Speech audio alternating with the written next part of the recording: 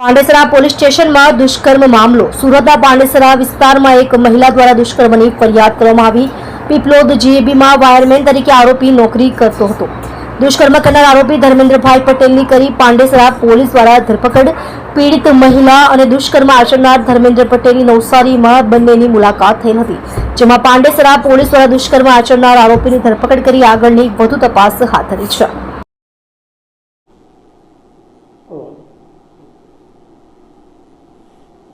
પાંડેસરા પોસ્ટમાં કઈ દુષ્કર્મની ફરિયાદ નોંધાવી હતી? શું જી, ગઈ તારીખ 24/9ના રોજ ભોગ બનનાર બેન પાંડેસરા પોલીસ સ્ટેશન ખાતે આવેલા અને પોતે ભોગ બનેલ છે તેવી રજૂઆત કરતા પાંડેસરા પોલીસ સ્ટેશને ગુનો દાખલ કરેલ છે અને આરોપી ધર્મેન્દ્રભાઈ બિપિનભાઈ પટેલના, જે મૂળે નવસારી જિલ્લાના છે પરંતુ પાંડેસરામાં આવિર્ભાવ સોસાયટી 302માં રહેતા હતા, જે આરોપી હોય તેમની ધરપકડ કરવામાં આવેલ છે અને વધુ વિગતવાર પૂછપરછ કરી સાયોગિક પુરાવા મેળવી બેનની ફરિયાદને અનુરૂપ ઇન્વેસ્ટિગેશન ચાલુ છે.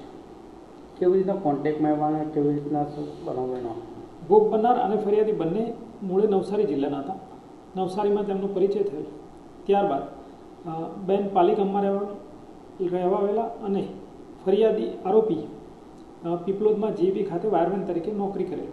દરમિયાન સંપર્કમાં આવતા ફરીથી એકબીજાની સાથે પરિચયમાં આવેલી. ત્યારબાદ બેનની સાથે તેમની મરજી વિરુદ્ધ દુષ્કૃત્ય કરેલ, જેના કારણે બેને ફરિયાદ આપી, જેથી ગુનો દાખલ થાય.